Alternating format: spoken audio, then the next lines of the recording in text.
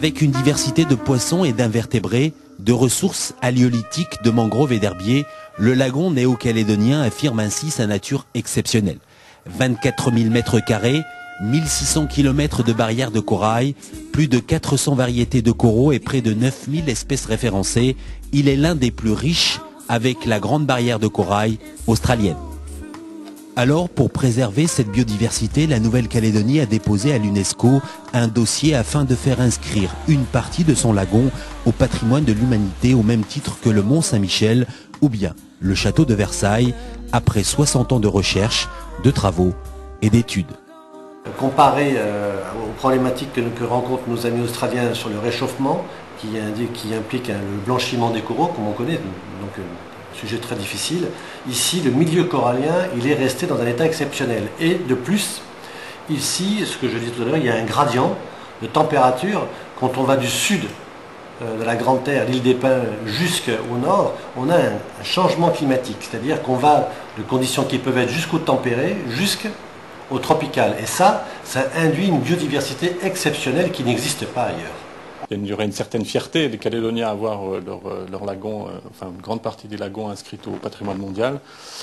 C'est très soutenu politiquement.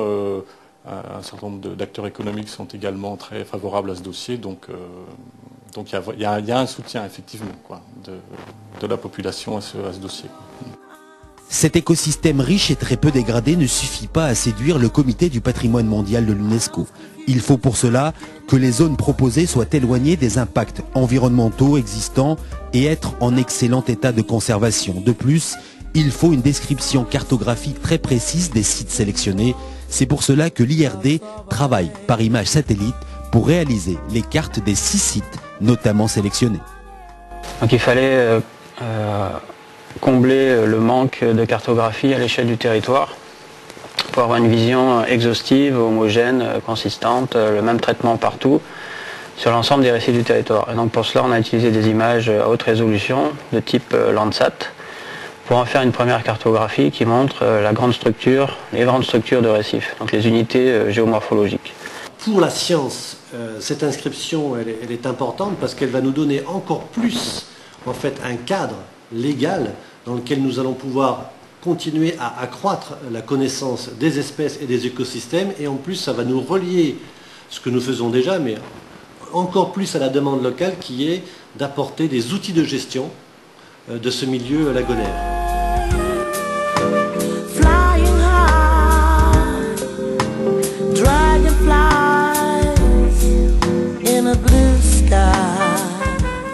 L'enjeu, je dirais qu'il est avant tout environnemental.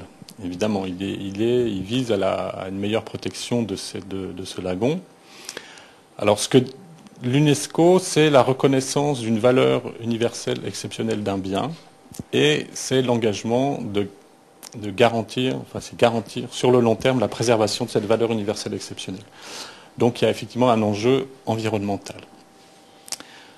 L'enjeu, il est également, à mes yeux, avant tout, je dirais, un enjeu d'éducation et de sensibilisation, puisque ça va faire prendre conscience aux Calédoniens qu'ils ont entre les mains un bien d'une valeur exceptionnelle. Et si ça peut faire changer un petit peu les comportements sur le moyen ou sur le long terme, eh bien, il y a là un enjeu très important pour la préservation du bien.